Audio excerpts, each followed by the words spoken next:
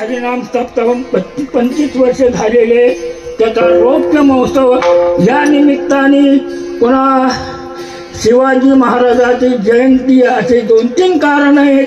त्या कारणामुळे का या ठिकाणी हा अखंड हरिनाम सप्ताह का या ठिकाणी का हेच कारण या ठिकाणी हे हरिनाम सप्ताह होण्याचं ठरलं।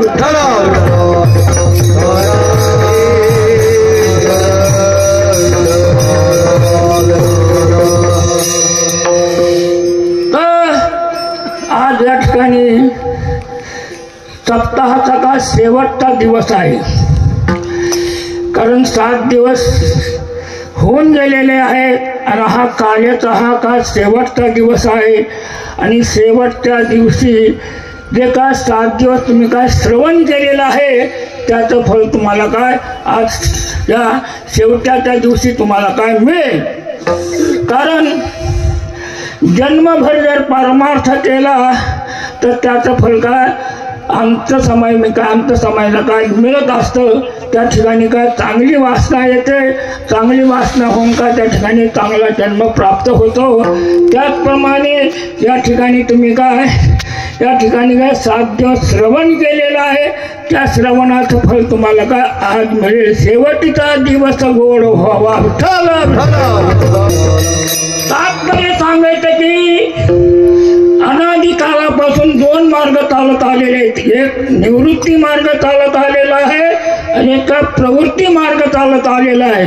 निवृत्ती मार्ग म्हणजे काय, त्या ठिकाणी त्या निवृत्ती मार्गामध्ये ते मुक्त झालेले आहेत। त्यांच्याकडून कर्म जरी घडतच नाही, घडलं तरी त्या कर्मापासून तर काही लिप्त होत नाही।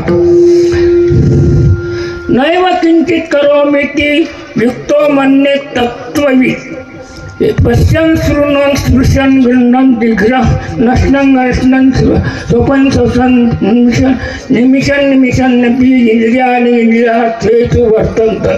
तर सांगायचं की तात्पर्य की इंद्रिय जरी विषयामध्ये त्या ठिकाणी प्रवृत्त होत असली तरी मी त्या ठिकाणी काही करीत नाही। असा जो काय मुक्त पुरुष असतो तो काय आपल्या स्वतःला म्हणत असतो यस्य नहं कृतो भावो बुद्धिर्यस्य न लिप्यते हत्वा कृपयिमान लोकांना हंती न निबध्यते। मी करता आहे अशी भावना त्याच्या काय अंतःकरणामध्ये नसते। मी केला आहे आणि मी काय एक कर्म केलेलं आहे आणि मला नरकाला जावं लागेल या दुःखाने तो काय दुःखी होत नाही।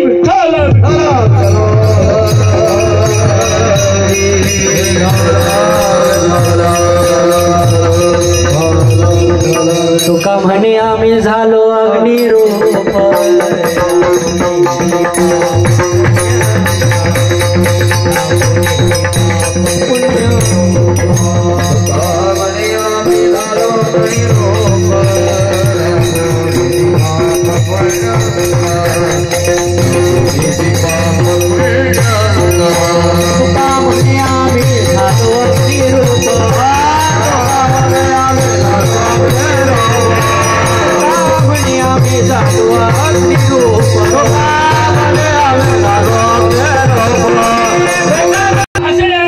या ठिकाणी आपले शांती ब्रह्म मारुती बाबा या ठिकाणी काय मुक्त अवस्थेमध्ये आहे। त्यांच्या ठिकाणी सुद्धा कोणत्याही प्रकारचं काय त्यांचं शांती ब्रह्म कशाला म्हणायचं, ज्यांची शांती आतल्या शत्रूनेही विकृत केली नाही आणि बाहेरच्या शत्रूनेही विकृत केलेली आहे अशी काय त्यांची काय अखंड शांती असते। असे जे काय मुक्त पुरुष ते बी आपल्या समोर बसलेले आहेत। विठ्ठल विठ्ठल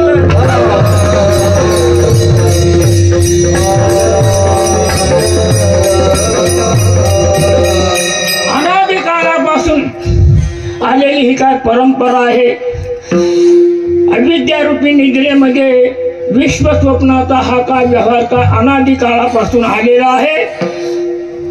महावाक्याच्या उपदेशाने आणि गुरुकृपेच्या सामर्थ्याने त्याने काय माथ्यावर हात ठेवल्यानंतर त्या ठिकाणी तो काय महाबोधावर काय महाबोधाला तो काय प्राप्त होतो आणि प्राप्त झाल्यानंतर त्याची स्थिती कशी होते जैसे चंद्रकिरण फाकले असताना जसं मुलगजळ नाहीशी होतं किंवा लाकूड जळाल्यानंतर स्वयंपाक होत नाही, त्याचप्रमाणे जागृत झाल्यानंतर काय स्वप्न राहत नाही, लहानपणा गेल्यानंतर बाबुल बाबाचं काय भय राहत नाही, त्याचप्रमाणे सूर्य उगवल्यानंतर काय अंधकार नाहीसा होतं, त्याचप्रमाणे या महापुरुषाच्या ठिकाणी कोणत्याही प्रकारचं काय अज्ञान राहत नाही. तो काय महायोगा महापुरुषाच्या प्राप्तीला काय तो काय स्थितीला काय तो प्राप्त झालेला असतो. विठ्ठल विठ्ठल अशा स्थितीला प्राप्त झाल्यानंतर त्याला कोणत्याही प्रकारचं काय दृश्य दिसत नाही. मी आणि माझं बी काय नाहीसं होऊन जातं आणि जे काय अविद्या आहे ती बी काय नाहीशी होऊन जाते आणि जे काय प्रारब्ध बलाने जे काय देह प्राप्त झालेला आहे ते प्रारब्ध बल ते प्रारब्ध काय त्या देहाला काय कर्म करीत राहतं. परंतु जो मुक्त पुरुष असतो तो जर त्याच्या कुंडली कर्म घडत असलं तर तो काय तो सांगतो की त्या कर्माच्या द्वारा तो काय लिप्त होत नाही. विठ्ठल मुक्ताचे देह तैसे हलक संस्कार वसे देखोनी लोक पिसे करता म्हणती दया करणे आतू घडे तिन्ही लोकाचा घातू हे केली ती तेव्हा तू न म्हणे मी. विठ्ठल विठ्ठल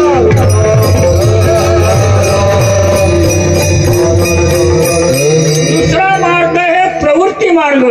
त्या प्रवृत्ती मार्गामध्ये काय कर्म घडत असतं पण ते कर्म करणाऱ्यावर अवलंबून आहे. कोणतं कर्म करायचं आणि कोणतं कर्म नाही करायचं या ठिकाणी काय अखंड सकाळपासून तर संध्याकाळपर्यंत ह्या ठिकाणी काय कार्यक्रम चालू आहे. सकाळी काय होतं काकडा होतं, पुन्हा विष्णू सहस्रनाम होतं, पुन्हा गाथा भजन होतं, पुन्हा 4 वाजता प्रवचन किंवा संत चरित्र काय संत चरित्र होतं आणि त्याचप्रमाणे काय संध्याकाळी काय आहे हरिनाम कीर्तन होतं. असे काय सकाळपासून तर संध्याकाळपर्यंत या ठिकाणी काय कार्यक्रम चालू आहे. त्या कार्यक्रमाचं तुम्ही चांगल्या प्रकारे जर श्रवण केलं तर तुम्हाला काय आहे जी वस्तू पाहिजे ती वस्तू मला प्राप्त होईल. तुम्हाला स्वर्ग पाहिजे असला तर स्वर्ग प्राप्त होईल आणि मोक्ष पाहिजे असला तर काय मोक्ष प्राप्त होईल.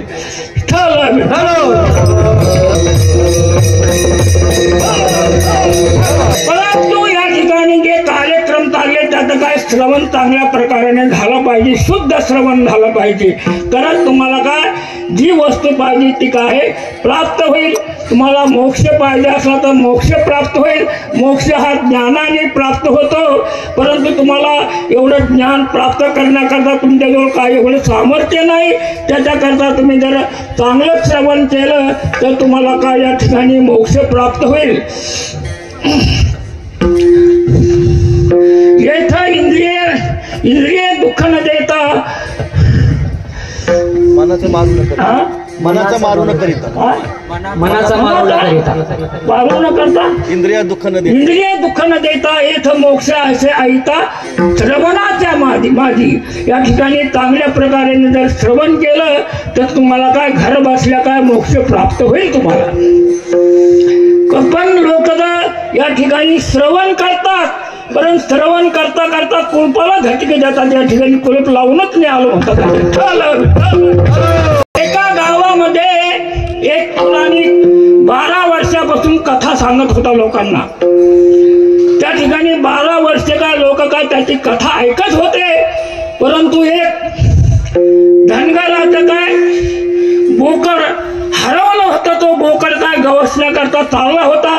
चालता चालता त्या ठिकाणी कथा चालली आणि कथा चालत असताना त्या ठिकाणी तो कथेला बसला. बसल्यानंतर त्या पौराणिकाची दाढी हलू लागली.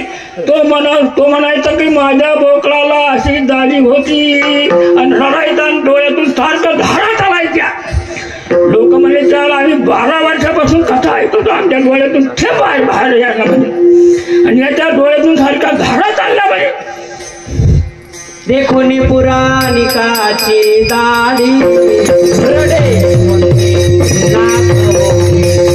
रडे कुंडे नाक गोडी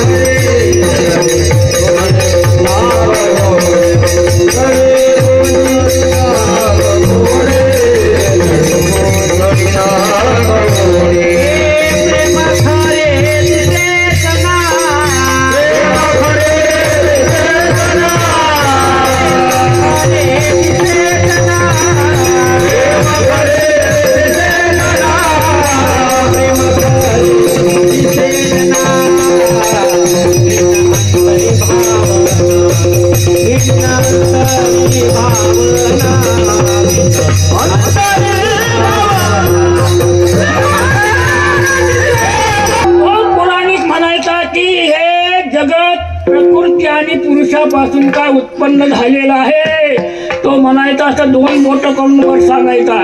तो म्हणायचा माझ्या बोकडाला 2 शिंग होते असं म्हणायचा. तो रडायचा मोठ होते. पुन्हा तो पुराणिक म्हणायचा हे वेद भगवंताच्या श्वासापासून 4 वेद झाले असे 4 बोट करून सांगायचा. तो म्हणायचा माझ्या बोकडाला 4 काय पाय होते असं म्हणायचा. रडायचा आणि त्याच्या डोळ्यातून सारख्या धारा लागायच्या. लोक म्हणजे आमच्या डोळ्यातून एक थेंब खाली पडत नाही. पण त्याचं प्रेम कुठं होतं? बोकडावर होता. त्याचं काय तो काय कथेच्या श्रवण थोडाच करीत होता तो आहे का नाही. त्याप्रमाणे आपल्याला या ठिकाणी जर श्रवण करायचं असलं तर आपण काय चांगल्या प्रकारे काय निष्काम भावनेने श्रवण केलं तर तुम्हाला काय मोक्ष प्राप्त होईल. विठ्ठल आणि सकाम भावनेने जर श्रवण केलं तर तुम्हाला काय त्याचं फळ भोगण्याकरता पुन्हा जन्म घ्यावा लागेल. पुन्हा त्या जन्मात कर्म करावं लागेल. पुन्हा दुसरा जन्म घ्यावा लागेल. त्या जन्मात कर्म करावं लागेल. त्याचं फळ भोगण्याकरता पुन्हा काय जन्म घ्यावा लागेल.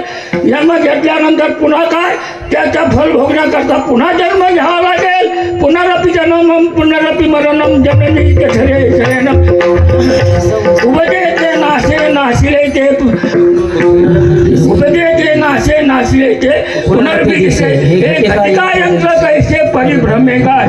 एरवी या देहाच्या गावा आलिया जन्ममृत्यूच्या सोहळ्या ना म्हणू नये धनंजया ज्या परी विठ्ठल विठ्ठल.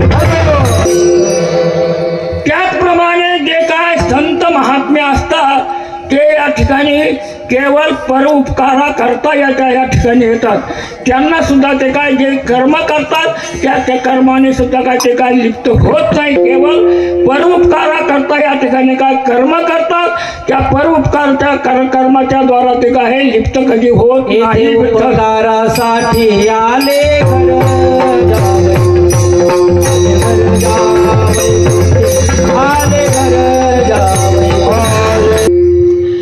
आज या ठिकाणी काय काल्याचा दिवस आहे. काला हा एकाने करायचा का दोघांनी करायचा? दोघांनी केला जातो काला आहे का नाही. मग दोघांनी कोणी केला जातो? गुरु शिष्याने केला जातो किंवा पिता पुत्राने केला जातो किंवा नवरा बायकोनी केला जातो का काला? दोघांनी म्हटलं तर हे दोघंच आहेत या ठिकाणी. तर नाही ह्या दोघांनी नाही तर कोणी जे काय संत महात्म्य असतात आणि जे काय भगवंत असतो या दोन्हीच्या द्वारा काय या ठिकाणी काय काला केला जातो. या ठिकाणी प्रश्न आहे की भगवंत आधी आहे का संत आधी आहे? काही ठिकाणी भगवंताचं काय प्रमाण मिळतात. एकमेवा द्वितीयम ब्रह्म सदैव सौम्य इदमग्र आसी एकी एकटाची असोनी एकला विश्वी विश्वंभर थेला एकी एकटाची असोनी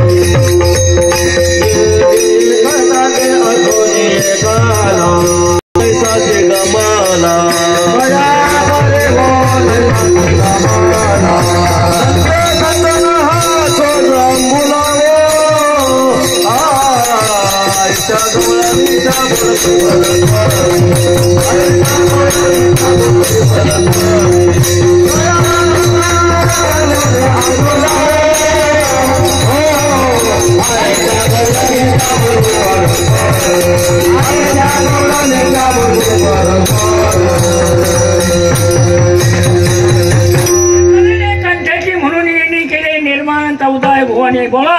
एकले न कंठेची एकले न कंठेची म्हणून एकलेने कंठ्याची म्हणून येणे केले 14 भुवने चंद्र सूर्य मेघ तारांगणे महाभूते भौतिक महाभूते भौतिके भिन्न भिन्ने हो. असं या ठिकाणी काय भगवंत काय या ठिकाणी पहिले दिसतात. परंतु या ठिकाणी संत बी काय या ठिकाणी भगवंताच्या पहिले दिसतात का. हरिप्राप्तीशी उपाय धरावे संताचे ते पाय संता बिन प्राप्ती नाही ऐसे किंवा मनोमार्ग गती 11वा श्रीपती येणे पंचे किंवा तेची माझे हित करीती सकळ जने हा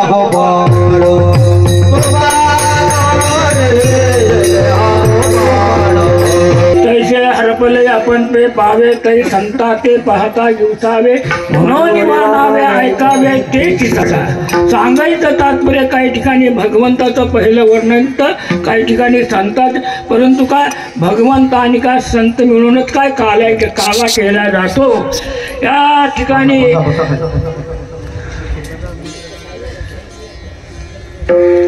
पाहती गवळणी तिथे पाहलती दुधानी. या ठिकाणी लोक पाहतात कारण बसून घ्या खाली बसून घ्या.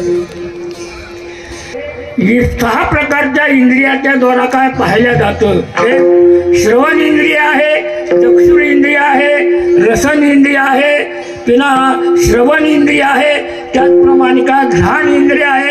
अशा 5 प्रकारच्या इंद्रियाच्या द्वारा काय या ठिकाणी काय जगताच्या विषयात काय प्रत्यक्ष केला जातं. आणि या 6 इंद्रियाच्या द्वारा काय लोक जगताला पाहतात. आतमध्ये असणारा जो परमात्मा आहे त्या परमात्म्याला काय ते पाहत नाही. कारण ब्रह्मदेवाने या सर्व इंद्रियाला काय बहिर्मुख केलेलं आहे. परांत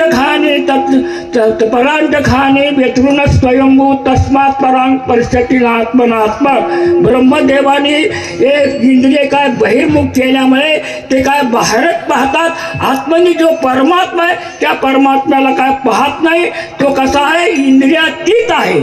यद्वाचा नभितुम यद्वाक अभिद्यते तदेव ब्रह्मत्वं विद्धि नेदम यदिदम उपासते. यन्मनसान मनसे एनाहुर मनोपतम तदेव ब्रह्मत्वं विद्धि नेदम यदिदम उपासते. यच्चक्षुषा न पश्यति यच्चक्षुंषि पश्यति तदेव ब्रह्मत्वं विद्धि नेदम यदिदम उपासते. यत् श्रोत्रेण न शृणोति येन श्रोत्रमिदं श्रुतं तदेव ब्रह्मत्वं विद्धि. किंवा यत् प्राणेन न प्राणीयते यत् प्राणा प्रणीयते तदेव ब्रह्मत्वं विद्धि नेदम यदिदम उपासते. तो कसा आहे इंद्रियातीत असल्यामुळे या बाहेरच्या इंद्रियाच्या द्वारा तो काय पाहिला जात नाही. पाहण्याचे 3 प्रकार आहेत. काही लोक बाहेर पाहतात, काही लोक आतमध्ये पाहतात आणि काही लोक काय बाहेर बी पाहतात आणि आतमध्ये बी पाहतात. गवळण्या काय बाहेर बी पाहत होत्या आणि आतमध्ये बी पाहत होत्या. आतमध्ये कोणाला पाहत होत्या परमात्म्याला पाहत होत्या आणि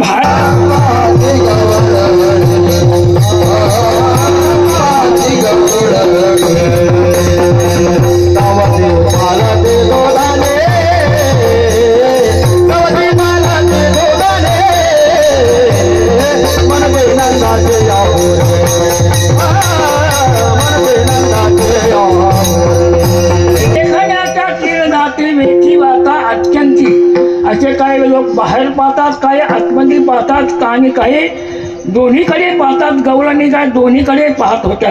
आतमध्ये भगवंताला पाहत होत्या आणि बाहेर काय पालथं दुधानं घातलं त्याला काय पाहत होत्या. पालथं दुधानं चांगलं आहे, देवाने पालथं दुधानं करून ठेवलं फार चांगलं आहे. ते काय शुद्ध असतं, त्याच्यामध्ये कोणत्या प्रकारची काय गंधगी जात नाही.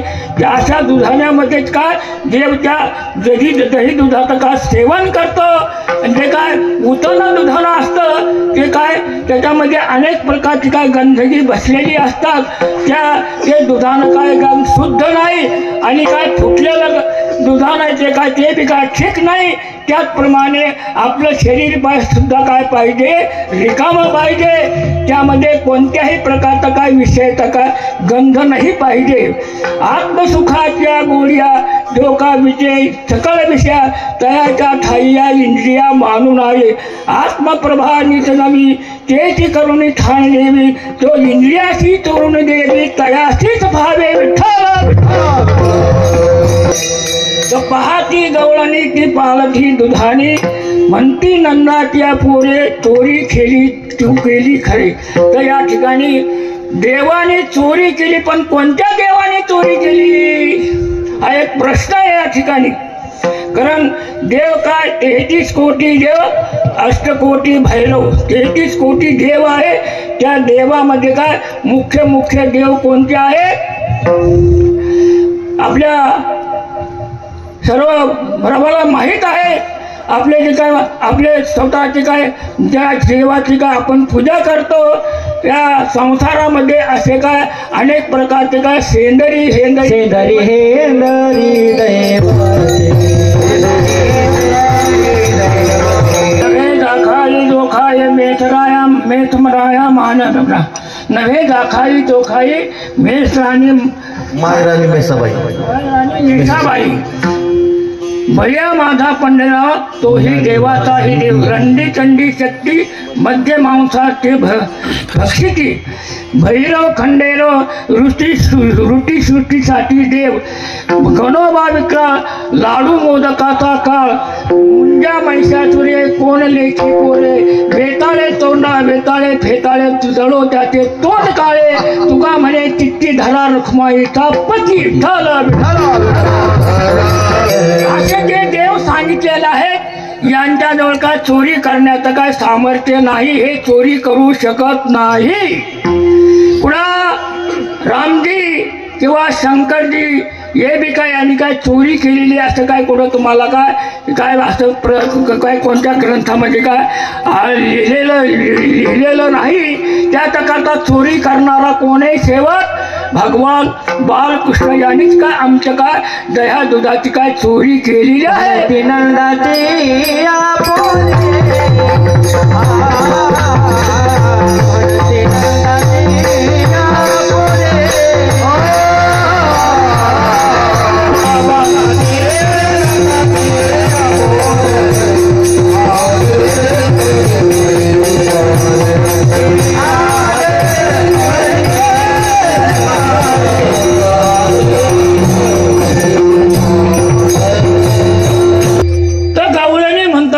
नंदाच्या मुलानेच काय आमची काय दह्या दुधाची काय चोरी केलेली आहे परंतु तो कसा आहे रूप नाही रेखा दयासी आकार आम्ही तो भक्ती साकार केला तो कसा आहे निराकार आहे रंग नाही रूप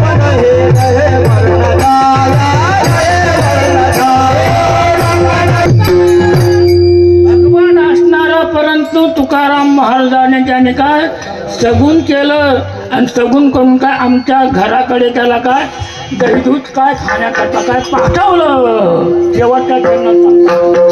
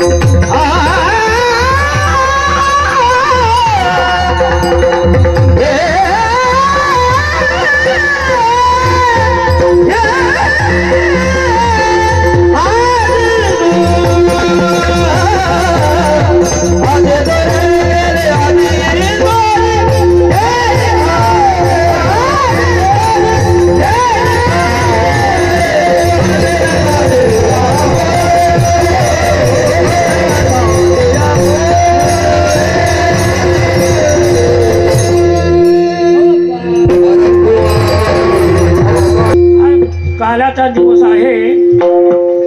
या ठिकाणी भगवंताचा जन्म कारागारामध्ये झालेला होता, देवकीच्या वधाच्यापासून. आणि त्यांना वसुदेवाने काय या ठिकाणी काय यशोदेच्या घरी काय आणून घातलं. घातल्यानंतर त्या ठिकाणी काही दिवसांनी ते काय रांगू लागले. रांगतू रंगणी रांगत रंगणे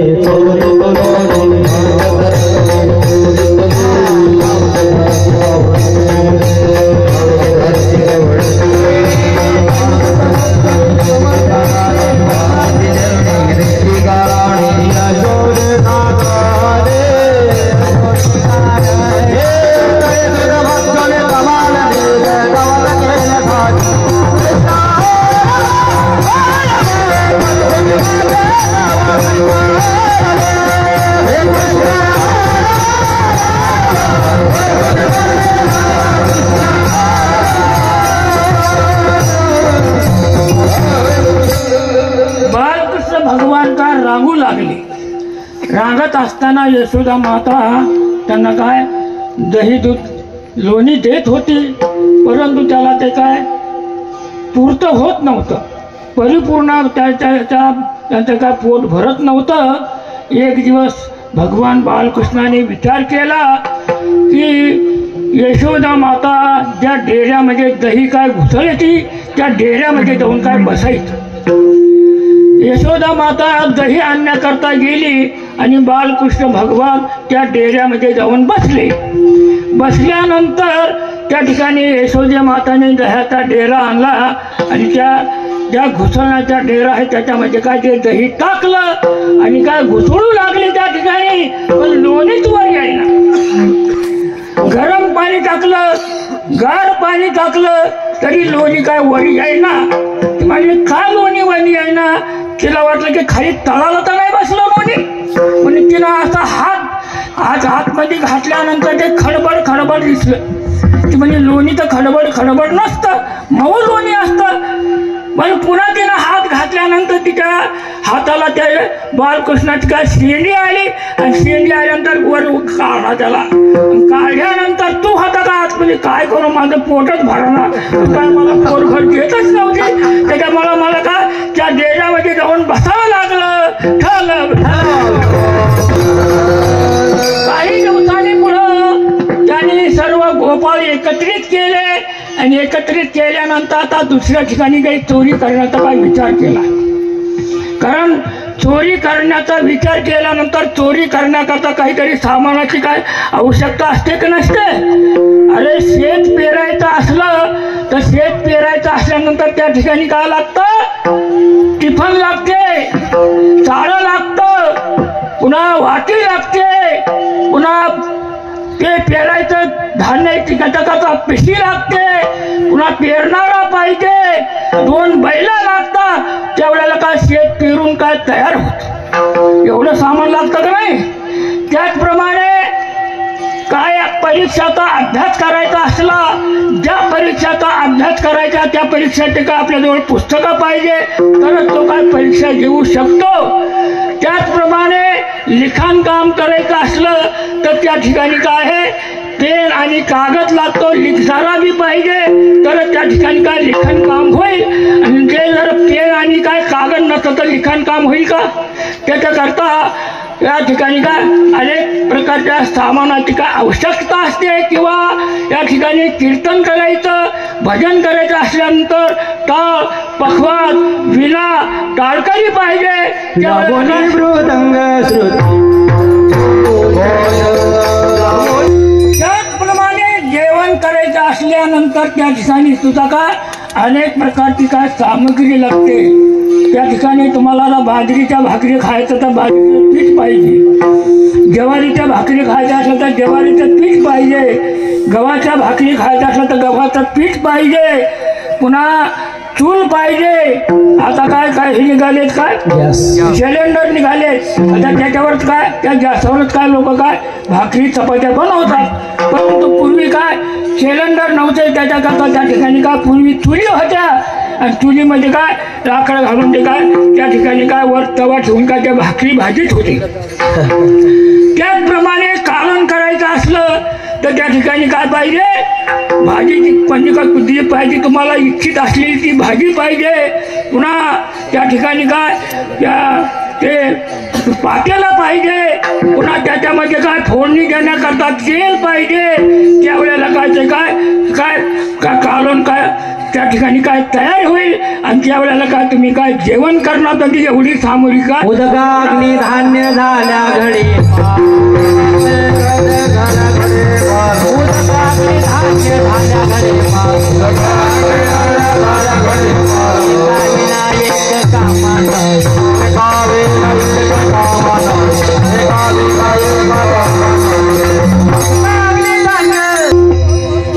यज्ञ करायचा असला त्या ठिकाणी काय कुंड पाहिजे. त्या कुंडामध्ये अग्नी पाहिजे. पुन्हा हवन सामग्री पाहिजे. पुन्हा होता पाहिजे. यजमान पाहिजे. त्यावेळेला काय त्या यज्ञ काय परिपूर्ण नेमका परिपूर्ण काय सिद्ध होतो. अशी काय एवढी सामग्री त्या ठिकाणी लागते. लग्न करायचं असलं मुलीचं तर त्या ठिकाणी काय करावं लागतं, मांडव द्यावा लागतो. पुन्हा अनेक प्रकारचे लोक येणार, त्यांच्याकरता जेवणाची सामग्री लागते. अनेक प्रकारचे त्या ठिकाणी काय सामग्री लागते. त्याप्रमाणे ते काय लग्न काय संपन्न होतं. असं काय व्यवहारामध्ये सुद्धा काय जे गोष्ट करायची ती गोष्टी करता का अनेक सामग्री लागते. त्या सामग्रीच्या द्वारा काय ते काय गोष्ट सिद्ध तयार होते. त्याचप्रमाणे या ठिकाणी काय आपल्याला आता दह्या दुधाची चोरी करायची आहे. तर दह्या दुधाची चोरी करायची आहे. त्याच्याकरता सामग्री पाहिजे का नको. तिला सामग्रीची चोरी करता येईल का त्या ठिकाणी. तर एक गोपाळ म्हणाला काय सामग्री आहे. भगवंतांनी त्याला सामग्री सांगले, सराटे, खडे, गाळलेली माती आणि काठी. हे 4 प्रकारची काय सामग्री त्या ठिकाणी काय चोरी करता लागते. एक गोपाळ म्हणाला की चोरी करणं तर पाप आहे. ते म्हणाला आपण कुठं काय पैशाची चोरी करतो, आपण काय खाण्याची चोरी करतो. पुन्हा लहान आहेत आपण, काय मोठे आहेत का आपण या ठिकाणी. आणि पुन्हा एक गोपाळ म्हणाल की चोरीची सामग्री तर चोराजवळ दुसरी असती. चाकू असतो, पिस्तूल असतो, बंदूक असती. आणि तुम्ही तर या ठिकाणी दुसरीच सामग्री सांगितली म्हणजे या ठिकाणी एक गोपाळ म्हणाला की तुम्ही सामग्री सांगितली, हे सराटे कशा करता असतात. भगवंतांनी चांगलं एखादी गोपी जर आली आणि तिच्या आली तर तिच्या काय सराटे तिच्या पुढं टाकायचे. म्हणजे तिच्या पायात घुसते. ती काय जागेवर बसून राहिली तोपर्यंत आपण दही दूध खाऊन पळून जायचं. ते म्हणाले खडे कशा करता. खडे याच्या करता आहे हे दुधानं खाली आहे का भरलेला आहे असं खडा मारला म्हणजे काय जर भरलेला असलं तर बद्ध आणि जर रिकामा असलं तर टांग मारतात. याच्याकरता हे खडे लागतात. गाळलेली माती कशाला पाहिजे. एखादी गोपी जर हुशार असली तर ती चपला घालून येईल. चपला घालून आल्या तिथे सराटे त्याच्या पायात घुसणार नाहीत. त्याच्याकरता तिच्या डोळ्यात काय माती टाकायची. ती अशी डोळे तुळी खाली बसेल तोपर्यंत आपण दही दूध खाऊन काय पळून जायचं म्हणजे वा. आणि काठी कशा करता. जे काय तिच्या ढेऱ्यामध्ये दुधावर अडकलेलं त्याला काठी मारून काय खाली पाडायचं. खाली पाडल्यानंतर आपण काय दही दूध खाऊन काय पळून जायचं. गोपाळ म्हणाले वा तुम्ही फार गोष्टी चांगली सामग्री सांगितली. चला म्हणजे आता चोरी करण्याकरता एका गोपीच्या घरी चोरी करण्याकरता गेले. पण तिथे एक गोपिका दारामध्ये बात टाकून झोपली होती. आता कसं जायचं आतमध्ये. मग मागून गे. ते म्हणाले का आपण काय भिंतीला छिद्र पाडू. ते म्हणाले गोपाळ म्हणला का 9 लक्ष आम्ही गोपाळांना त्या छिद्रातून कसं काय आतमध्ये बाहेर आतमध्ये जाणार. भगवंतांनी सांगितलं तुम्ही काय करा डोळे झाका. डोळे झाकल्यानंतर त्याने काय सर्वात आतमध्ये गेली. सर्व आतमध्ये गेल्यानंतर त्या ठिकाणी काय सर्व दही दूध खाल्ला असा आवाज त्या गोपीच्या कानावर आल्यानंतर ती काय काठी घेऊन आली. आल्यानंतर लगेच भगवंत सांगितले तुम्ही डोळे झाकून बाहेर निघा. सर्व डोळे झाकले आणि काय बाहेर निघाले. पेंढ्या होता त्यांनी परीक्षा करण्याकरता अर्धे डोळे ठेवले होते. तो पेंढ्या तिथंच राहिला. त्या गोपीने त्याला त्या पेंढ्याला मारला. तेव्हा आरडू ओरडू लागला. भगवंत म्हणले काय तो डोळे झाकले नाही, मी परीक्षा करता अगदी डोळे झाकले ते त्याकरता मला काय त्या इथंच राहिलो. आणि मग भगवंताने तू काय सर्व डोळे झाकून टाक. सर्व डोळे झाकल्यानंतर काय तो बी बाहेर आला. विठ्ठल विठ्ठल. असं त्या ठिकाणी का अनेक गोपीच्या घरी काय त्या काय चोरी करू लागले. चोरी करीत असताना काही गवळणीने काय केलं त्या ठिकाणी काय मीटिंग घेतली. आणि मीटिंग घेतल्यानंतर त्या ठिकाणी काय मंडळ स्थापन केलं. त्या मंडळाचं नाव काय शोधा पथक असं नाव ठेवलं. आणि त्या ठिकाणी अध्यक्ष कोण झाली? वाकड्याची आई प्रभावती. ती काय अध्यक्ष झाली. आणि अध्यक्ष झाल्यानंतर ती काय भाषण करू लागली. अरे हे गोपाळ काय माझ्याजवळ येत नाही, मी कोण आहे? वाघिणी वाघिणी हे काय कुत्री आहेत म्हणे. कुत्र्या वाघिणी पुढे कुत्र्याची आणि ती काय सामर्थ्य अशी ठिकाणी त्यांना भाषण केलं. भाषण केल्यानंतर भगवान त्या ठिकाणी गेल्यानंतर त्या प्रभावतीला काय जय हरी प्रभावती मामी तू केव्हा आला? मी आत्ताच आलो म्हणे. तुझं भाषण चाललं त्यावेळेला तू म्हणत होती की मी वाघीण आहे आणि कुत्रे आहे, परंतु तसं नाही, आम्ही उंट आहे, तू काय शेळी आहे. शेळीला उंटाच्या याला घोटाला काय स्पर्श नाही केला पाहिजे. ती म्हणले असं बोलायचं नाही, बोलला तर तुला बरोबर तुझ्या आईकडे घेऊन जाईल. तुझी आई म्हणली की काय याला काय तू माझ्याकडे घेऊन ये, तुला काय तुझ्या आईकडे घेऊन जाईल. विठ्ठल विठ्ठल. भगवान म्हणाले काय सांग तुझ्या घराचा नंबर, मी येतोच म्हणे तुझ्याकडे. घराचा नंबर का 551 माझ्या घराचा नंबर आहे. घेतला येऊन भगवंताने 551 नंबर. गेला दुसऱ्या दिवशी भगवंत गेले त्या ठिकाणी. गेल्यानंतर त्या ठिकाणी घरामध्ये गेल्यानंतर पुन्हा काय त्यांनी ते काय जे काय दह्या दुधाचे काय मडके होते ते काय फोडले, सर्व घरात दही झालं. आवाज आल्यानंतर ती काय त्या ठिकाणी आली नंतर त्या ठिकाणी त्या भगवंताला पकडल्यानंतर चला आता तुझी आई म्हणे की मुद्द्यासहित काय माझ्याकडे पकडून घेऊन या. तर मी खरं मानेल म्हणे. पकडलं आणि तुला चालली मोठमोठ्याने ओरडत की मी आता याला मुद्द्यासहित काय पकडून काय त्या यशोदे मातेकडे घेऊन चाललेले आहे. तर लोक त्या भगवंताने त्या ठिकाणी मध्यंतरी एक गंमत केली. काय गंमत केली? आपण सुटले तिचा मुलगा तिच्या हातामध्ये दिला आणि चालली ओरडत चल तुझ्या आईने सांगितलं काय मुद्द्यासहित घेऊन ये. तर लोक म्हणायचे काय अरे हिचा मुलगा हिच्या हातामध्ये आणि कोणालाही म्हणते बालकृष्ण नाव कशी द्यायची या ठिकाणी. आणि तिला काय दिसायचा? बालकृष्ण दिसायचा हातामध्ये. चालली गेली घेऊन त्या ठिकाणी. गेल्यानंतर त्या ठिकाणी नंद होते.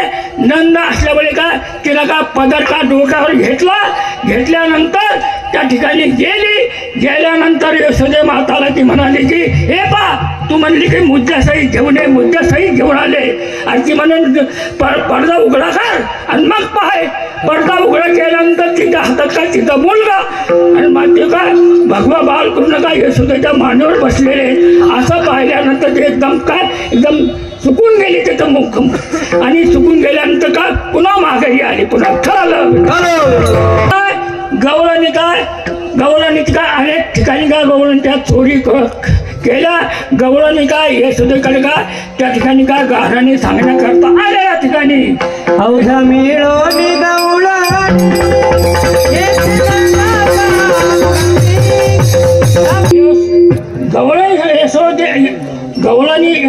गवळणी गाराने करते यशोदेशी. गवळणी गाराने करते यशोदे.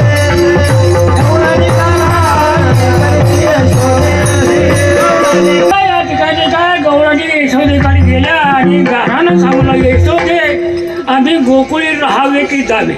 आम्ही या ठिकाणी आता गोकुळात राहावं का आम्ही काय परेशान होऊन गेलेलो आहेत. आता आम्हाला सांग आम्ही आमच्या सुना घेऊन काय बाहेर निघून जातो दुसरीकडे. एक गवळण म्हणते की आमच्या घरी आला तो आणि त्या ठिकाणी काय दही दूध खाल्लं आणि सर्व मडके फोडून टाकले. काय सांगू यांची काय करामत. या दुसरी म्हणते की माझ्या घरी आला आणि मुखाला मुख देऊन का चुंबन देतो आणि गळ्यामध्ये हात टाकतो आणि धरायला गेला का पळून जातो.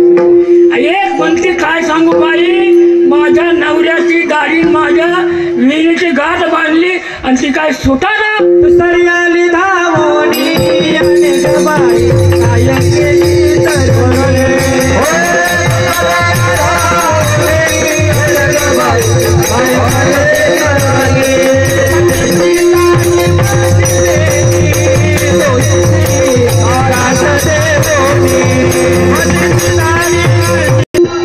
अशा गवळणी माताकडे गेल्या आणि सांगू लागल्या का आम्ही फार त्रासून गेलेलो आहे, आता आम्ही आमच्या सुना घेऊन काय आमच्या घरी घेऊन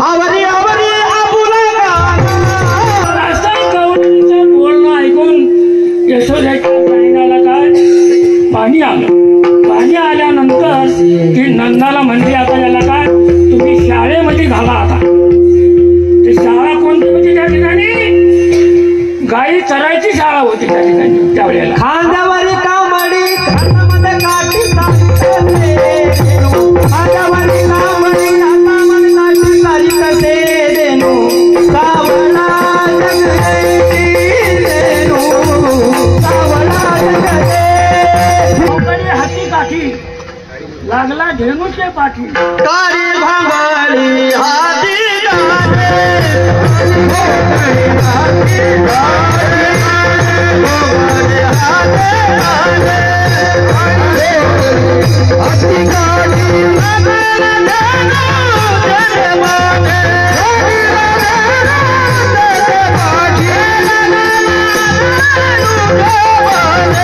नंदाने बालकृष्णाच्या हातामध्ये काठी दिली आणि खांद्यावर का घोंगळी दिली आणि जा म्हणजे आता गाई चालवण्याका काय वनामध्ये तिकडे.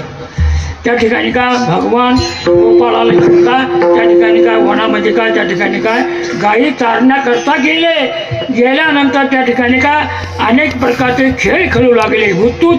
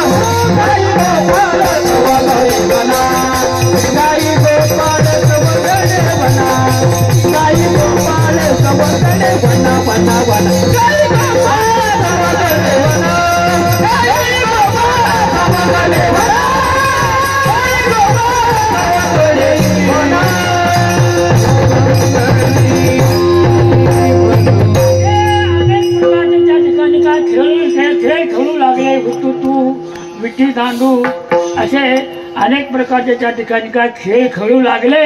खेळ खेळल्यानंतर ते काय सर्व काय थकले. खांदे भार पोटी भूक खांदे भार पोटी भूक काय खेळाया काय खेळाया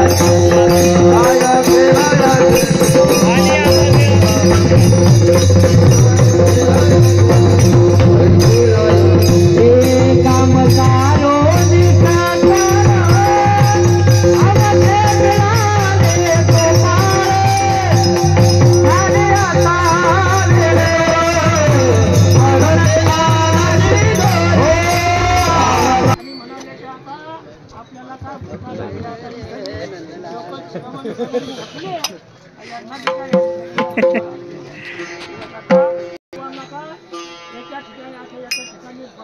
बसवल्यानंतर आपल्या जवळ असणाऱ्या ज्या ठेवल्या त्या काय एकत्रित केल्या आणि एकत्रित केल्यानंतर सर्वांना काय काय वाटू लागले. काला वाटू एकमेका वैष्णवनी का संभ्रम तुका म्हणे काला वैकुंठी दुर्लभ विशेष हा लाभ काल्याची असे देव असे सांगते कीर्ती